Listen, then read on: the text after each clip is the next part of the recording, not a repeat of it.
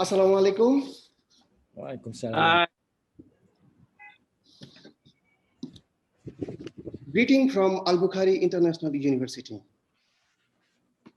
I am Dr. REAZUL Islam, welcoming you to the inaugural session of Social Business Symposium 2021. The theme of this event is post-pandemic battles and the roles of Yunus Social Business Center in Malaysia. We are very thankful to Yunus Centre Bangladesh for extending their collaboration all along. This event has been marked as the most significant one due to the auspicious presence of our Honourable Chancellor, Nobel Peace Laureate, Professor Muhammad Yunus. With due respect and humility, I would like to welcome the Honourable Chancellor of Albukhary International University, Nobel Peace Laureate, Professor Muhammad Yunus, to this inaugural session. With deep respect and gratitude, I would like to welcome the honorable members of the Board of Governors of Albukhary International University. With profound honor, I would like to welcome the Vice Chancellor and President of Albukhary International University, who is also the Chief Patron of this event, Professor DATO Dr. Abdulaziz bin Tajuddin. Respectfully, I would like to welcome the event chair, Deputy Vice Chancellor, Professor Aya Dr. Raizal Afandecha Ismail. Thankfully, I would like to welcome our guest speaker, eminent Professor Datu Shukur Kashim, Distinguished Research Fellow, Albukhary International University. Thankfully, I would like to welcome our guest speaker, Dr. LOKHMAN HAKIM Osman, Chairman of Malaysian Yunus Social Business Center. I would like to thank 6 other Malaysian universities that harbor YSBC, namely University Kebangsaan Malaysia, University Science Malaysia, University Putra Malaysia, University Technology Petronas, Sanoi University, Inti International University for partnering with us to make this event a success. I would like to welcome all academic scholars, students, and social business practitioners with enormous gratitude and thanks. Without further ado, I would like to invite the Vice Chancellor and President of Albukhary International University, Professor Datu Dr. Abdulaziz bin Tajuddin, to deliver his welcoming speech. Professor Datu Abdul Aziz bin Tajuddin to deliver his welcoming speech.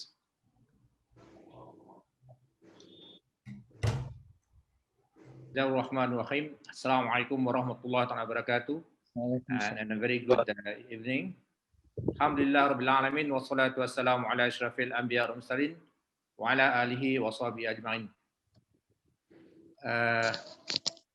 Mr. Chairman, Honourable Professor Muhammad Yunus, Chancellor of Albukhary International University, Yang Berhormat Datuk Sri Idris Jusof, advisors for Albukhary International Universities, members Board of Governor AIU, Datuk Zainal, Ms. Sarifah Sofia, guest speakers, ladies and gentlemen. On behalf of Albukhary International University, I would like to take this opportunity to welcome Honourable Chancellor of AIU, Professor Muhammad Yunus, and the rest of the participants to this Social Business Symposium 2021.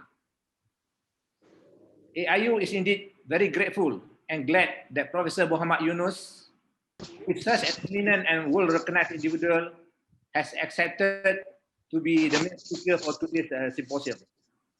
For all participant information, Albukhary International University is the first ever university in Malaysia to set a landmark in having a Nobel laureate as the Chancellor. Having Professor Muhammad Yunus as AIU Chancellor surely will create a better insight on social business area, which is the trust and niche area of Albukhary International University, and will help us in shaping education in 2021 and beyond. Ladies and gentlemen, Malaysia has persevered through colossal medical and financial harm due to the unprecedented effects of COVID-19. Over a year, similar to other nations, Malaysia experienced severe disruption in various sectors. The overall economic activities are badly affected. The economic recovery should be re-established with no delay. In line with this fact, this symposium will attempt to academically integrate and renovate the COVID-19 stricken socio-economic condition in Malaysia, as well as to characterize the roles of Malaysian Yunus Social Business Centre in handling the post-pandemic approaches. Growing AIU into an institution that endeavour to benefit the community via social business has been the focus of the university. I would like to acknowledge that AIU is the 7th Yunus Social Business Centre in Malaysia and will actively participate in YSBC activities. In fact, we hope to be in the forefront. And for the audience information, we are in the process of developing Yunus Global Master Program, which if everything goes all right, we'll be able to offer it sometime either at the end of this year or probably early next year. In addition to the arrival of the first batch of students in September 2018 to AIU, the university has received a considerable sum of money to perform research on socio-economic development and innovation to uplift the economic standing of people in rural areas of Kedah, particularly in the district of Baling and Sik. It is hoped that the investment that was made will benefit people in Baling and Sik, at the same time will provide experience and develop our young bright students to be the agents of change later. AIU has completed several social business programs to accelerate innovative and creative ideas in transforming communities at the bottom of our wealth pyramid. This program mainly are seminars on bridging inequality, Social Business Week 2020, CEO Talk Series, and networking with other organizations both locally and internationally. Last but not least, I would like to take this opportunity to thank Dr. Sri Idris and members of the Board of Governors of AIU, the Organizing Committee, student and staff of AIU, government agencies, YSBS throughout the world, and other NGOs for participating in this symposium. In fact, this symposium is through Zoom and also through FB Live throughout the world. I truly believe that this symposium will be a milestone to renovate the COVID-19 stricken socio-economic condition in Malaysia. It is hoped that the symposium will enrich and inspire everyone as well as promote action to bring success. Special thanks to Professor Muhammad Yunus for the willingness to spend your valuable time with us. So thank you very much. Wabillahi taufiq wa hidayah. Assalamualaikum warahmatullahi wabarakatuh. Thank you very much, Honorable Dato Vice Chancellor, for the welcoming speech. On behalf of our student community, now I would like to present a small video to express our fathomless tribute to the Honorable Chancellor.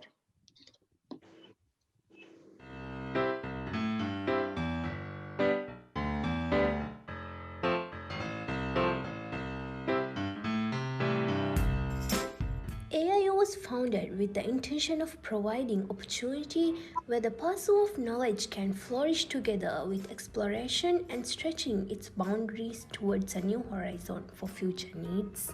While we aim to serve humanity through social business, we are honored to have the Nobel Laureate, the banker to the poor, Professor Muhammad Yunus as the Chancellor of our university. Professor Yunus is considered as the father of microcredit and the concept of social business all around the world, and he has received 112 awards from 26 countries. Professor Yunus was the 2006 recipient of the Nobel Peace Prize together with Grameen Bank. He is one of the 7 individuals to have received the Nobel Peace Prize, the United States Presidential Medal of Freedom, and the United States Congressional Gold Medal. We think making money is the purpose of the life. Purpose of life is not making money. We are privileged to have Professor Muhammad Yunus here with us today. Selamat datang di AIU. Kusodo AIU. AIU marhaba. Sesuatu makan sekal celai Andrajat Albukhary.ยินดีต้อนรับสู่ AIU ค่ะ أهلا وسهلا بكم في AIU. AIU Masjid Tuhun Istiqbal. Selamat datang ke AIU. Albukhary International University আপনাকে স্বাগত। Welcome to AIU.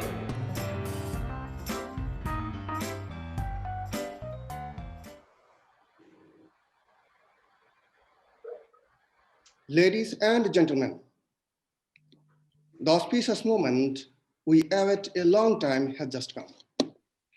I would like to invite our Honorable Chancellor, Nobel Peace Laureate, Professor Muhammad Yunus to deliver his invaluable speech.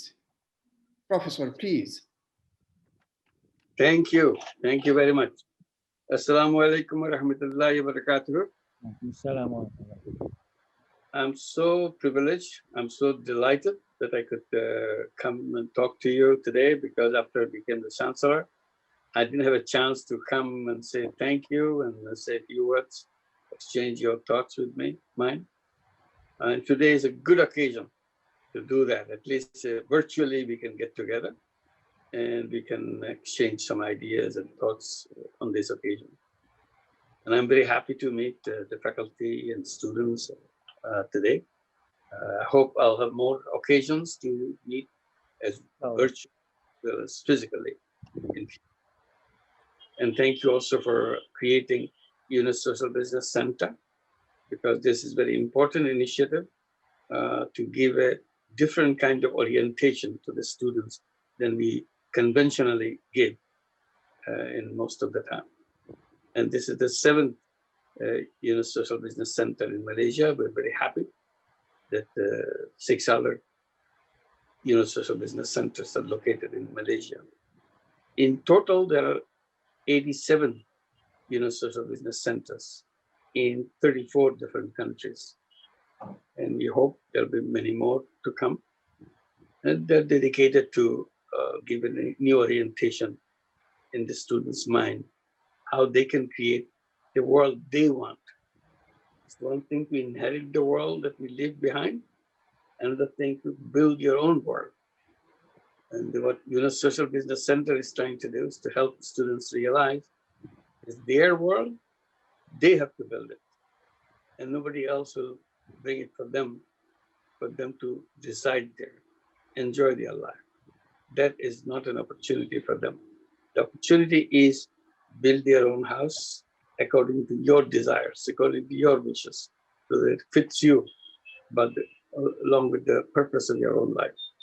So I'm very happy that this initiative has been taken in this university, and I hope this will continue. And you already announced that there'll be a master's program on social business, and that's also very important, significant thing. And I will thank you for that, for taking this. I'm very happy that we could exchange some ideas on this occasion. And it gives me a great pleasure to bring some of my favorite ideas and thoughts in this occasion. I started my own work at the university, Chittagong University, back in 1970s. And that's when our initiative began, and trying to see how to bring financial services to the poor people. I had no idea. I was simply inspired or felt compelled to bring some rescue of the people who are victimized by loan sharks. So I was simply trying to save them from the loan sharks. I had no great idea, great ambition or anything else, because we are passing through a famine in the country at that time, and people were hard-pressed, dying of hunger. And in the meantime, loan sharks are having a heyday for them, taking advantage of the poor people who are trying to survive. So I see how harsh, how cruel human beings can become to each other. And the university, Chittagong University, is located among the villages. So it's very easy for me to step outside the university boundary and be in the village, be with the people. So that's what I was trying to do. Along the things that I discovered, that people are being victimized for this little money. Money is as small as $1 worth of money, $2, $3 worth of money. Even that money was not available, which made life and death difference in their life. So I thought this is very unkind. I was trying to see if I can help people stay away from the loan sharks. So one idea that came, why don't I give the money myself? Why don't I lend the money to these people so that they don't have to go to the loan shark? So that was the beginning of my whole thing. And I was taking money out of my own pocket. I said, anybody needs money, come to me, I'll lend the money. And all you have to do is to return the money whenever you can. There's no compulsion of paying on a certain date or anything. As long as you pay me back, it's okay. But I'm not going to hurt you or any way. In the beginning, people were not sure whether I really mean it. But as one or two people started borrowing from me, they felt that, yes, it looks very easy. So it became very popular. And I've become very happy that people can be saved, people can be made happy in exchange for a small amount of money given as a loan. So that continued to expand. And I picked up a big trouble with the banking system, because the more I said the banking system is not doing the right job, because they created a funny kind of banking system. Banks are supposed to lend money to people. I said the banking system does it in a very funny way. It lends the money to people who already have lots of money. And they don't lend the money to people who don't have money. I said, this is ridiculous. It should be the other way. They should be lending money to people who don't have money. That should be their priority. And once they have completed that, then they go up, but not until then. Of course, banks laughed at me that I was so ignorant about banking. I don't even understand what banking is. But I didn't give up. I continued to accuse them, and they were very upset about it. They said, what I'm doing is not banking. It's something which will collapse, which will disappear very soon. I said, well, I'll try. I'll continue. So that gave me a big lesson. If you want to do something, the problem that you want to solve, first find out how the problem is created in the first place. If you can find out how the problem is created, all you have to do is to reverse the process. If you reverse the process, then you come out of the problem. So banking was refusing to lend money to poor people. That created the problem of loan sharking. So I said, if I can undo it, if I start lending the money to the people, then there'll be no loan sharking. So this is one way to transform that. But in the process, it became so big, I saw that I need to do things in a more systematic way. It's not just personally giving money, taking advantage of the support of my students who were helping me in the work. So I wanted to give it a more systematic look. So I wanted to create a bank to make it grow. It was a long story to make it finally happen. So finally, I created a bank called Grameen Bank, or a village bank, and started doing that. And again, the question came, how did they design this bank? That it works with the poor people, whereas conventional banks can't do it. I said, it's very simple. I gave you the idea that they first find out how the problem is created. Once you find out how the problem is created, you just reverse the process. Then you come to the other kind of outcome, and that's the solution. I said, every problem comes with its solution. No matter which one we look at, the problem and the solution comes in the same package. It's like a coin. If you look at the one side, you flip the coin, you see the other side. If the first side is the problem, you flip it, you see the problem. I said, that's the issue, that's the way to go, reverse it, reverse process. So in Grameen Bank, what we have done, since we didn't know anything about banking, and whenever we needed a procedure or a principle, I just look at the conventional banks, how they do it, because I have to find out how they created the problem. So once I learned that problem, learns the process, I reverse it. I do the other way, opposite way. And I started adding one after another.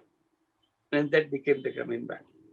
If many of you are familiar with Grameen Bank, particularly my good friend SUKOR KASIM, who was one of our first visitors to see us in work in Bangladesh, which inspired him and David Gibbons to bring it back to Malaysia in Penang.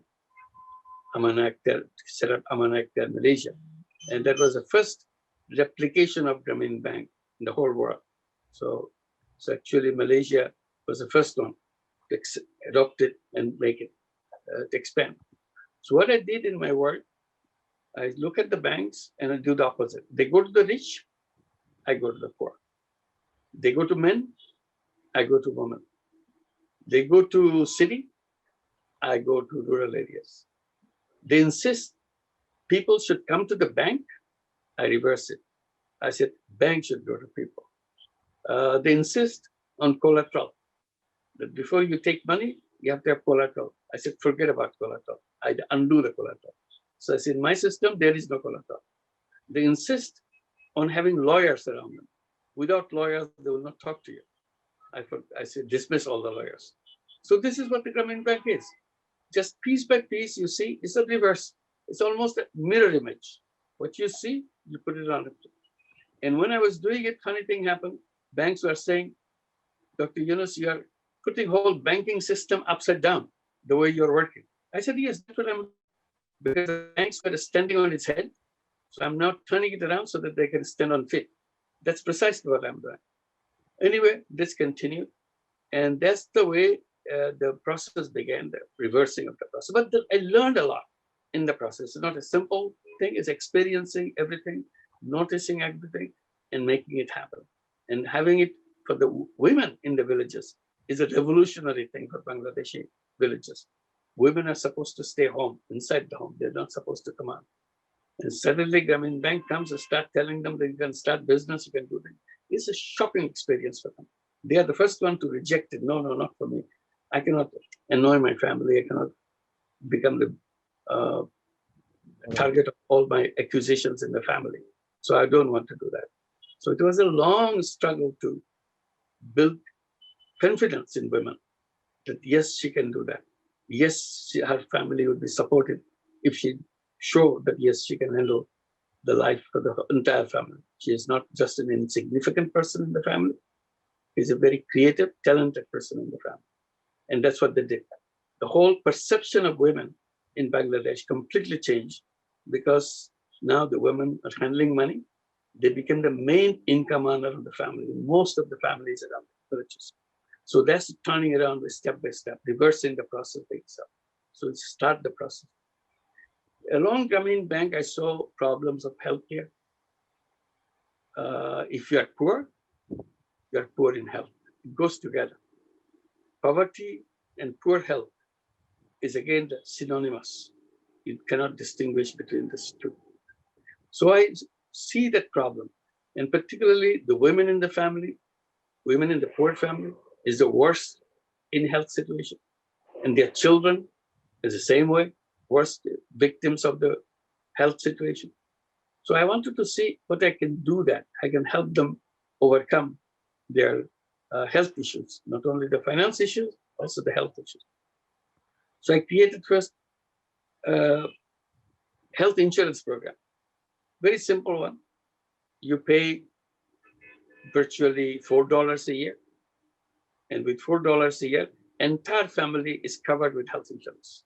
All the health services are available to you right there in the village with a certified doctors with a degree, staying in the village. Having a doctor in the village, a qualified doctor in the village is a unheard of thing. They are only victims of the quacks and the local healers and so on. They have never seen a doctor. So we arranged doctors, healthcare system, and so on. So again, I brought it to the way, actually reversed it to bring the doctors to the village and be in contact with people and address that problem. And everybody has a right, if you have the insurance program, you have the right to demand your health services, all your health services from the health center that you are associated with. So that's one. And we continue to extend it by creating toilets. There was no toilet in the villages, all over Bangladesh. That was the scenario in 1970s. We said, no, we must have toilets because without toilet, you spread diseases. So if you stop the diseases, you have to start with the toilet. So we created a toilet company, produced toilet in the village, and then Grameen Bank giving loan to buy the toilet and setting up in their home. So Grameen Bank borrowers became the first families who have toilets in the villages. That annoyed the rich women in the villages. They accused the husbands and their male members of the family that how come even the beggar woman has toilet in the house and we don't have toilet. So under pressure, their male folks have to come to us to negotiate to get the toilets to be set up in our homes, and we are delighted because it's our business. We did that. We created a solar energy company to bring solar energy. They had the kerosene lamp everywhere. We said, no, we can do the energy, we can have the electricity by solar energy. So we created a solar energy company, Gramin Energy, Gramin Shakti, and we brought solar energy. Very simple idea. We tell the borrowers or anybody in the village that whatever money you spend on kerosene every month, give it to me. I give you solar home system. You don't have to buy any kerosene, just you give the kerosene money. And that energy will be much more powerful than your kerosene. Gradually, people like that. So we expanded our business throughout the country. A couple of millions homes became our client for solar home system. So we sold that. And after you pay your kerosene money every month for 3 years, after 3 years, you don't have to pay a penny, not to us, not to anybody, because you already paid back all the money we needed for the panel that we gave, battery that we gave, and so on. So it became a popular term. The reason I'm telling this, we tried to solve problem in a different way, not by coming and to sell things to make money from them. We see this as a methodology by which I can bring it and I can become self-sustaining. At the same time, they get the cheapest possible price. So we made it absolutely at the cost price. We do not have any intention of making personal money out of this. We created nationwide business, but we didn't want to make money out of it. So that is the thing later on, I said, this can be a completely different category of business. It's called, let us call it social business. Since people are saying, what kind of business is that? So I have to give it a name. I called it social business. I expanded it. So there's another reversal. So you are used to having business to make money. I reverse it. I said, there's a business not to make money. And then I got into very fundamental issues. I said, human beings are not driven by self-interest alone, as economists tell us. Economists teach us that human beings are driven by self-interest. I said, that's not true. Human beings are driven by self-interest only partially, but overwhelmingly, human beings are driven by common interest. But economists don't recognize common interest.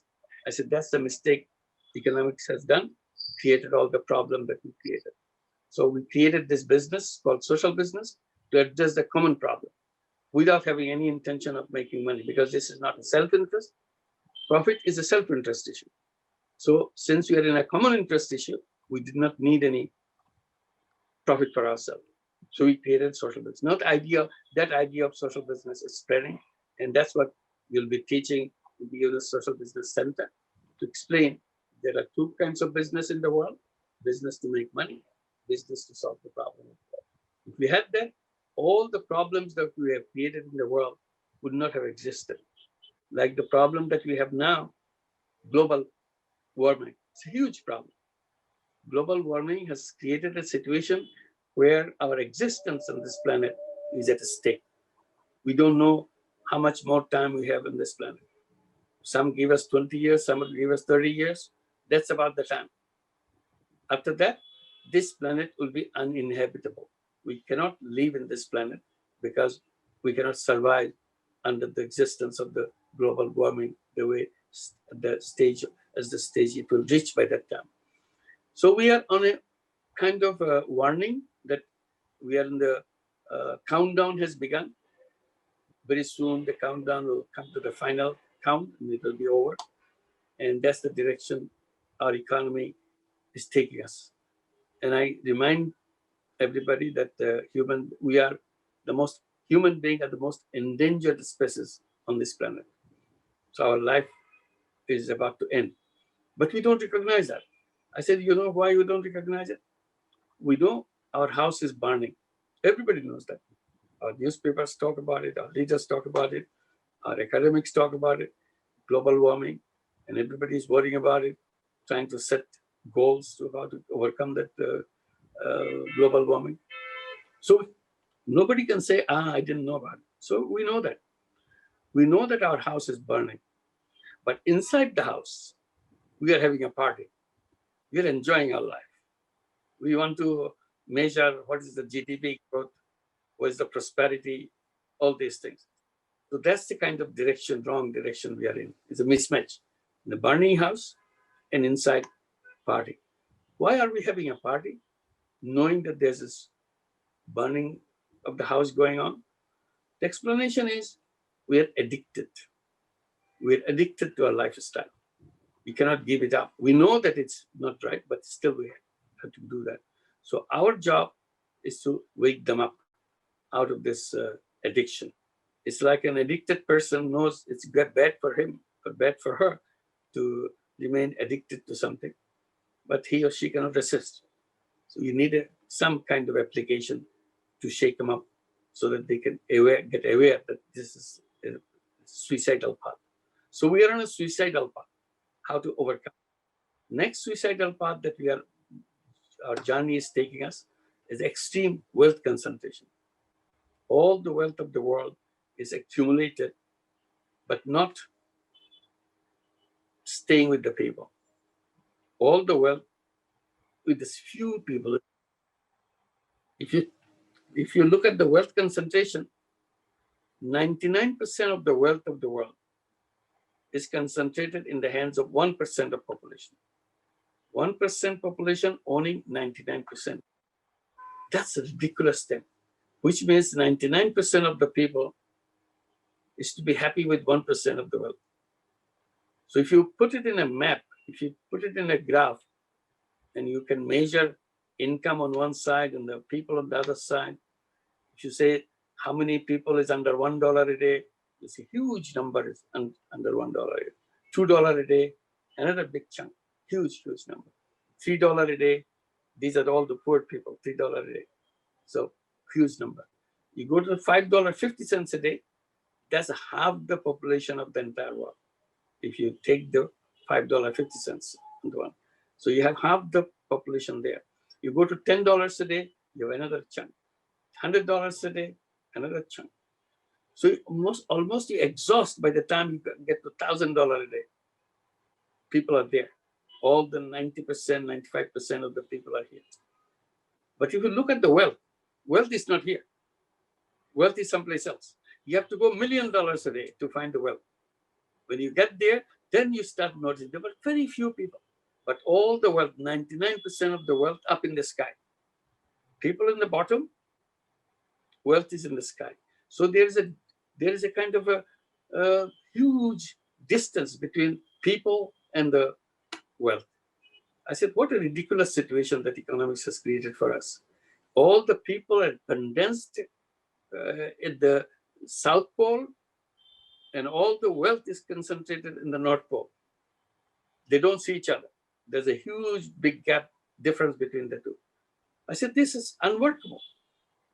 People and the wealth should be together, not in the two different spaces. So we have to reverse the process so that we can bring the wealth and the people together. Wealth and the people should be overlapping with each other, not running away from each other. Now today, the system we have is that wealth is running in one direction and people are left back behind where they began at the way. They cannot go any further down. There's a bottommost part. After that, you are dead. So you are dumped at the bottom, but the wealth is pushed up the top. That's the machine that we created, what the economic system. That cannot survive. I keep talking about it's a ticking time bomb. It will explode anytime.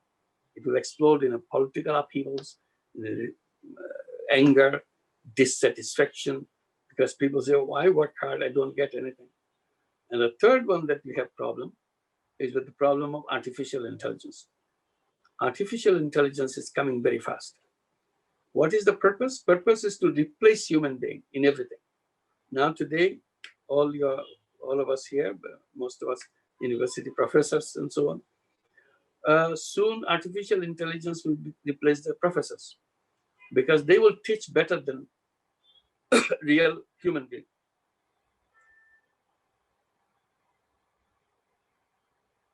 Excuse me. So we have to be careful about that. Doctors, there'll be artificial intelligence doctors. There'll be engineers. There'll be artists. Anything you see, artificial intelligence will do better than human beings. So as a result, human beings will become kind of garbage on this planet. They cannot survive in the context of the human, excuse me.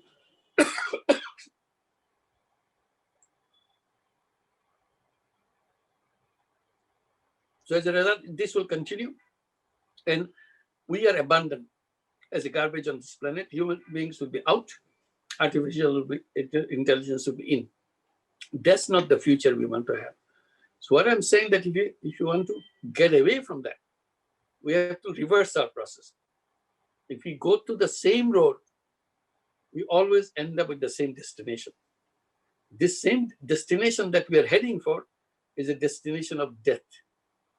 So if you want to survive, we have to get a new destination. And in order to get to the new destination, we have to build new roads. And that's what the university's function is, to build new roads. If you teach the old roads to the students, old roads will take you to death.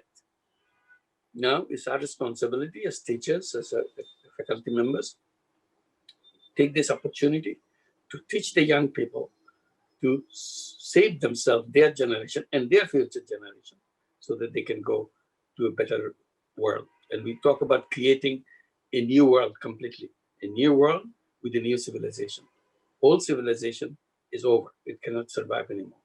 So it's time to build a new civilization. And what kind of civilization it will be built on? And I talk about 3 zeros. Zero net carbon emission, that will be the world that we want to create. Zero wealth concentration, that's the world we want to create. There will not be wealth concentration. Wealth should be shared by everybody. The wealth and the people should be together, not separated out. Any system which separates them out is a wrong system. We should not teach that system, which separates human being from the wealth and so on. So 3 zeros, zero net carbon emission, zero wealth concentration, and zero unemployment. Because artificial intelligence is coming to guarantee 100% unemployment. Human beings have no use. We want to create a reverse world of 100% employment, not unemployment.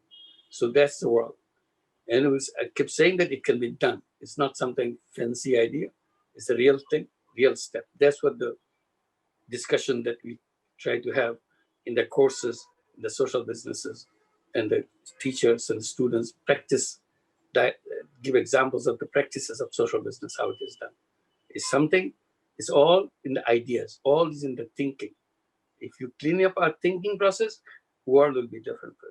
So that's what the challenge for all of us, to make sure we create a world where we can hand over our world as a better place to our children than the way we're doing now. We hand over a dangerous world to our children than the world we inherited from our parents, which is an absolutely wrong way of doing that. So I'm very happy that the University Albukhary has been doing this, taking this as a responsibility, and we'll work together to make it happen. And I thank you for inviting me today, and I'm very happy that I get a chance to talk to you. Thank you very much. Thank you very much, Honorable Professor Yunus, for your insightful speech. We believe that social business will significantly contribute to rebuilding our socioeconomic body. It will always bring the greater good to our society. In this regard, our audience might have some questions. Humbly, I'd like to request you to stay with us until the end of the session to address the question and answer session. Please, Professor, we want you to be with us up to the end. Now, how many minutes will that be? Maybe another 30 minutes, Professor. Okay, let's try. Thank you so very much, Professor. Thank you. Now, I would like to invite eminent Professor Dato SUKOR KASIM, who was the mastermind behind establishing Amana Ikhtiar Malaysia, a Grameen Bank replication, and one of the most successful microfinance institutions in Malaysia. Besides, Professor SUKOR KASIM has a significant contribution to poverty research. Professor SUKOR KASIM, please. Thank you, REAZUL. Assalamualaikum to everybody. Can everybody hear me? Yes, we can hear you. Thank you. What Professor Yunus has mentioned, I just like to recapitulate that some of what the professor mentioned in the book Banking on the Poor, the most important articles is what Professor Gibbon have put in what we call the Grameen Reader, where we put all the innovation and the earlier notes from Professor Yunus we put in there, so that you can get a better and broader and in-depth views on innovation and creativity. For example, a problem is due to a set of configurations. To overcome it, Professor Yunus says you have to you have to find new configuration. If you want to solve problem, going deep into identifying the nature of the problem is halfway toward finding the solution. So those, if people want it, just let me know. We have the Grameen Reader that we published in 1989 when we first replicated Grameen Bank. I was lucky because I was hooked on to Grameen Bank model way back in 1986. And for about a decade before that, we were fighting with all kinds of authorities because we want credit to be made available to the poor. And the bank would say, what a ridiculous idea. We give credit to the rich, they don't pay back. And here are two stupid fools asking us to give credit to the poor. You know, they say there's no logic to that. It's only when Professor Gibbon met Professor Yunus in Comilla in 1986 that Professor Yunus told us, hey, the secret is action research, show it. Then the government will agree to accept your recommendation. So in 1986, we started our project Actia, and we were lucky Professor Yunus came to guide us. And then also Professor Yunus became the founding trustees of AIM. Now AIM has over 136 branches with over 350,000 borrowers or sahabat, and with a cumulative disbursement of over 24 billion ringgit and a balance outstanding of almost 1.8 billion ringgit. AIM has recalled me to try to improve on the impact. I've been with them since the middle of last year, and we are trying to improve on the impact. At the same time, I was still attached to Yunus Social Business Centre at AIU, helping out 4 research clusters through the research grant from AIU to try to improve the access of credit to the bottom 20%, the B20 and below, because the government have just increased the poverty line so that you know, upward. So, and when the poverty line has been moved upward, they tend to forget those at the bottom of the wealth pyramid. So we have I have presented this proposal initially at our pre-conference in Bangkok in 2019. I followed up with this proposal in Berlin Social Business Conference. And we are hoping Professor Yunus and probably the 7 Yunus Centre in Malaysia, we are hoping that our current research, we should be ready to present some of our findings at the 2024 Social Business Conference. We hope to ask the Yunus Centre Bangladesh to put us to be the host for the 2024, because we think by that time we have something concrete to show that we are bridging inequality at the bottom of the wealth pyramid. Professor Yunus talks about limiting the wealth at the top, which is a very important area. So that, you know, the 99%, if we can redistribute it to the bottom 20%, you know, that will be a great help. So the 4 research clusters that we have is identifying the households at the bottom of wealth pyramid, doing the tracking to find all the possible sources of livelihood that we can promote for the B20 households, and also coming up with more innovative and creative what we call joint venture social business microfinance. So this is something that we were developing. And the 4th one is we want to measure the impact of all this to the bottom 20 households. So this is part of the 4 research cluster that I was helping out, and I'm still helping out. And this will be the focus in the 2 poorest district of Kedah, which is Baling and Sed. On top of that, I'm also promoting the same methodology, the same focus to 13 AIM branches in the state of Perak, where we are doing our preliminary work.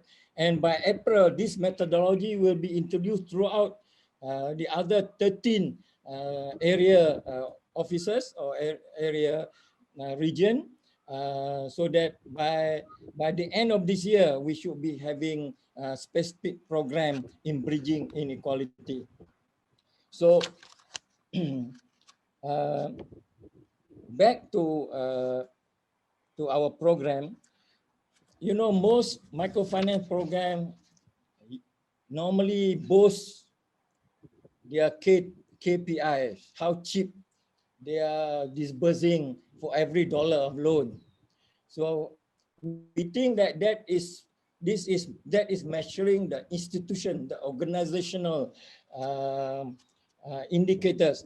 So we have introduced what we call the KTI. What has microfinance done to transform your life? We call it the key transformation indicators, whether access to credit helps you to increase your income, your saving, accumulation of productive asset, fulfillment of basic needs, fulfillment of self-employment opportunities for your household members and your neighbors. If you are Muslim, ability to contribute to zakat. And finally, as a Muslim, you should have enough saving to make your journey to Mecca. So these are part of the 7 key transformation indicators that everybody, almost every Muslim aims for. But now we have a program to transform that into reality. We call that household transformation program. So for households at the bottom of wealth pyramid, especially B10, B20, there will be this package that will promote these kind of activities as part of the process. And we are now in the, this program, Professor, was initiated well before we have the COVID-19. When we presented it in June 2019, nobody heard about COVID-19. And so when we followed it up in Berlin, there's no COVID-19. When we came back by March, then we have the COVID-19. So our program starts at pre-COVID-19. Now we are in the middle of the COVID-19 pandemic, and we don't know when the post situation will be. So we are, from our studies in both Baling and in Perak, we found that the very, very poor especially have to start looking for alternative sources of livelihood, because some of those livelihood have been disallowed because of the movement control order. So they have to start looking for new alternative sources for livelihood. So we are doing the tracking. And also from the tracking, we are looking at how can we improve the capacity for them to increase their income, to fulfill their KTI, and also how to improve or increase their competency in those levels, because these are the new sources of income that comes in with the pandemic. Okay, I think the last point I like to make is that we are hoping, apart from making bidding for 2024 Social Business Conference, is to make sure that some of our students who will be keen to bring back this package, how do you bridge inequality in your community, in Kazakhstan, in Somalia, in Ethiopia, wherever we have our international students, we want this package for them to carry it so that they don't think of looking for a job. That they are now will be self-employed as ambassadors of Yunus Centre Albukhary, promoting bridging of inequality program in all the places they come from. And we are trying to figure out maybe Albukhary can help with the initial funding, and later on, when it has been proven fruitful, then we can attract donors into this kind of program. But we have to show results first. So we are hoping that our batch of maybe the one that is graduating this year or next year is too early, because we are still developing the program in Baling and in Perak. But I'm sure by 2024, we should have some viable template for them to carry back and to try to replicate as what we try to replicate the Grameen Bank model in 1986, so that they can bring this template and then promote bridging inequality. So while Professor Yunus is trying to get the global community to make sure that 99% of the wealth doesn't go to the 1%, we at Yunus Centres have to work to make sure that the bridge is being constructed at the bottom, so that the B10, B20 will have access to better wealth, more income, more saving. They can accumulate more productive assets. They can create self-employment, and they can fulfill their key transform indicators as part of their household transformation program. That's basically the main thrust of Albukhary Yunus Centre, and we hope this will be attractive enough to our students to use this opportunity. And I'm sure when they see the Chancellor is also promoting social business, I'm sure they will be thrilled to carry on with this mission back home in their own respective countries. Thank you very much. Thank you very much, Prof. Shukur Kashim, for your insightful speech. Now, I would like to invite Dr. LOKHMAN Hakim Usman, Chairman of YSBCs Malaysia, to deliver his speech.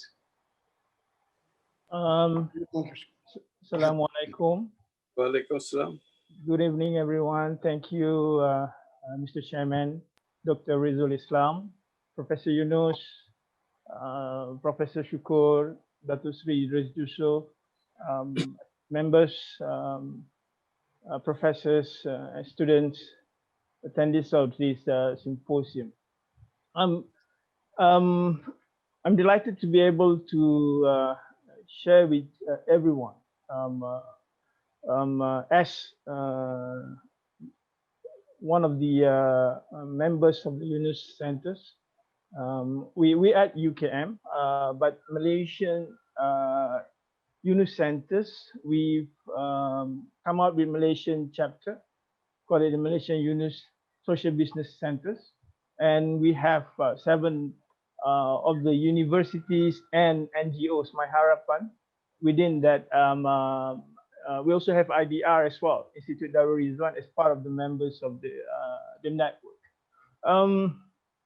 Now, in terms of today's discussions, we talk about how Yunus Centres can play a role for the post-COVID-19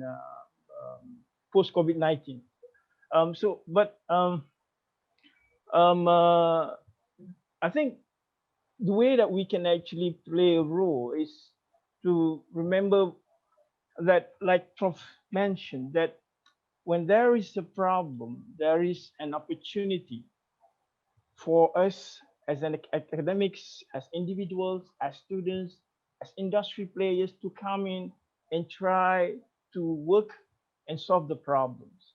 And COVID-19 have created a lot of issues, both social and economic issues. Okay, in Malaysia alone, I think Prof Shukur mentioned how the B40 was affected. To be exact, almost 3 million. B40 households affected by this COVID-19. And we have within this B40, we have these people who are in the informal sections of the working environment. So they are affected because of the economic lockdown. So so it's just that it's almost comes naturally with what we are doing in UKM, and we take social business as what Prof. Suko mentioned, is an action research. So so these are areas that we can actually try and work together as universities, as researchers, and try to address some of the problems. We cannot address all. So let me just give you an example. So during this COVID-19 in Malaysia, one of the most hardest hit area is in agriculture. We have Dato' Sri Idris Yusof here, the chairman of FELDA, and I think he will concur with me that it's one of the most hardest hit area during the COVID-19. The supply chain of the farmers was totally disrupted. It disrupted the supply chain from farm to fork. Farmers was affected. And so what we did is we realized this is an area in the economy and in the society that needs to be addressed, because the farmers are the B20, the B10, the B40, like Prof. Suko mentioned. So so we work with an industry player, the Malaysian Palm Oil Board, to try to address how we can actually using social business model, like Prof. Yunus. I like the word that Prof. Yunus always used, that if it works in one area, it can be applied in another. So it works. Social business model works in Bangladesh, works in other parts of the world. So it's also work with AIM in Malaysia. So using the same application, what we try to do is we try to come up with a models, a workable, a new agriculture farming model, fast and effective and cost effective, and can provide quick income to the affected farmers. So we work with the Malaysian Palm Oil Board. We present our case, and we get some research grant, and we come up with the model that using fertigation. Now, fertigation is rather quite expensive, actually. It costs about 15,000, 20,000 to initiate. But working with these affected farmers, we sit down with them. We try to understand how we can actually bring down the cost of operation. We are able to come up with a model that costs less than 10,000 to start. Okay, and then after that, our respondents is located in Pahang. So after that, Malaysia was hit by the flood, the big flood. Okay, we just started, and then we were hit by the big flood. But the thing is, with COVID-19, with the flood, a lot of these palm oil farmers, they were affected. But our subject, our case, because of the fertigations that it has, he is able to sustain his income because the project is not affected. Okay, so he's getting like 100 kilos, 200 kilos of cucumber. We planting cucumber, okay, a day. Okay, but of course, using fertigation, it doesn't last long. It only work for 35 or 30 days of harvesting. Now, but it works. So the same model, using the same model, what we try to do is we try to package the model to other industry players who are interested to take part in solving some of the problems that is actually part of the effect of the COVID-19 and contribute to the country using a very minimal contribution, okay? And they can actually help sustain this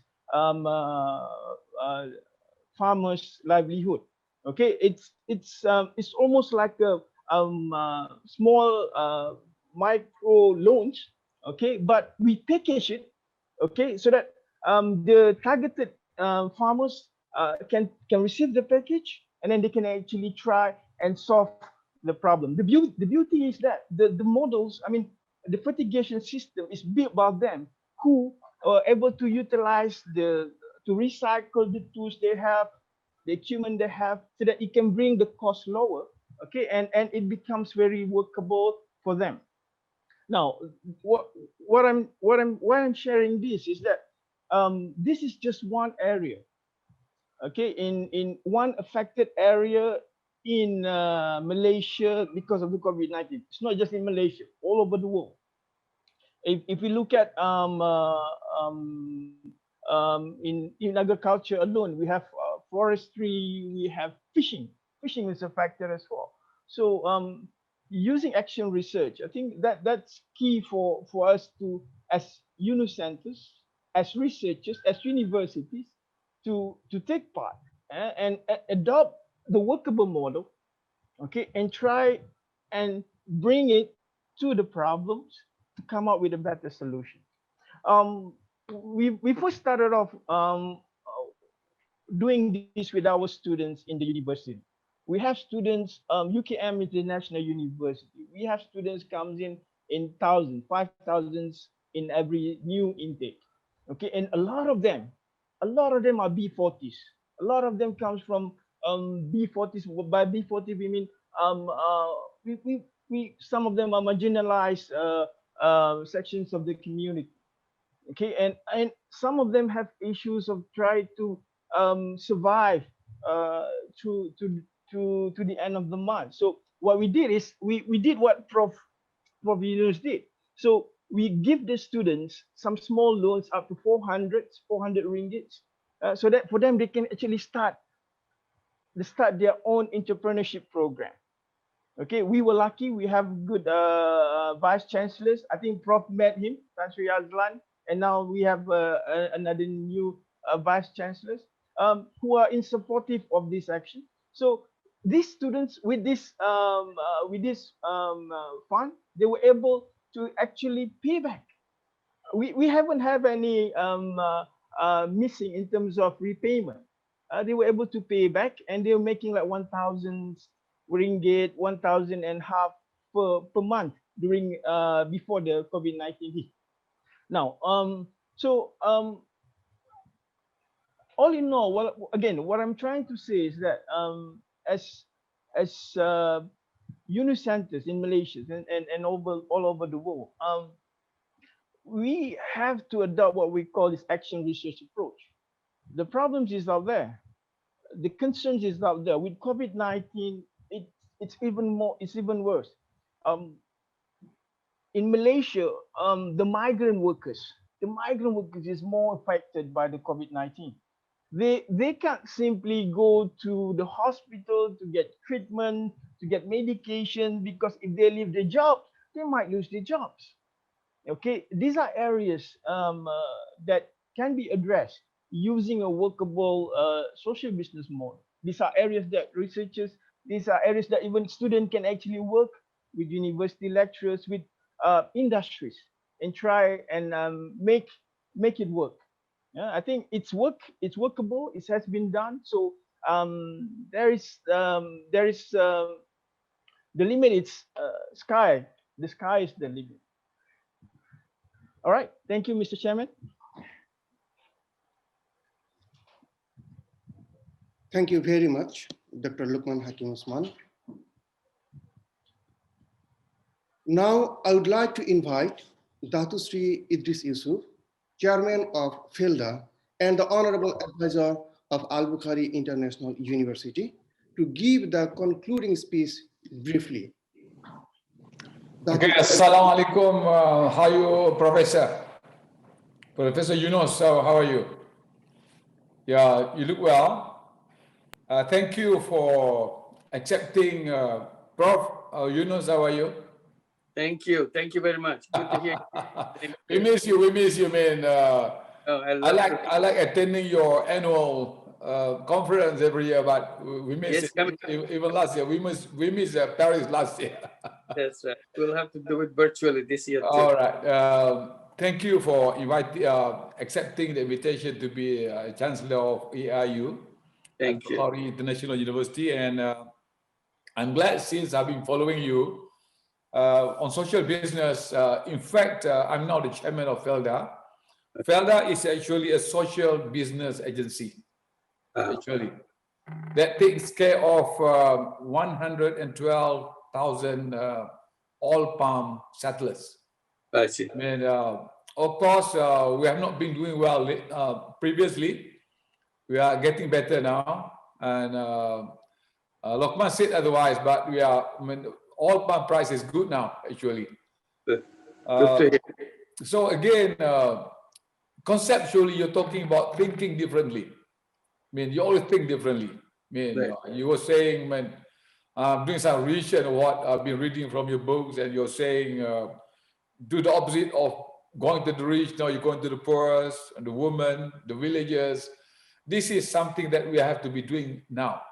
In fact, if you have to follow the new economic policy of China, China has dropped using GDP, the latest economic policy of China, and focusing on poverty eradication. So again, people have to look at, by thinking differently, people have to we have to look at social business in a more serious and focused manner, where doing business is not just for making money, as such that it will lead to the wealth accumulation of the rich. And I do believe that by you being in the Albukhary International University, and of course, LOKHMAN, SUKOR for sure, we will propagate social business seriously in the most serious manner in Malaysia through Albukhary International University. And I do believe that this is the way forward. So thank you to everybody. Thank you to Professor Yunus. Thank you. Specifically. All right. Thank you. Thank you very much, Dr. Sri Idris Yusuf. Dear respected audience, we are at the edge of the event. Before ending the session, I would like to thank Honorable Professor Muhammad Yunus, respected speakers, distinguished guests, and lovely audience for joining us. This session has enlightened us with insightful thoughts while inspiring Professor Yunus' social business mantra. We believe it will help us find the way out of the current critical situation. Now, I would like to invite you all to a photo shoot session. Please turn on your cameras and smile. Thank you so very much. Thank you. Thanks a lot.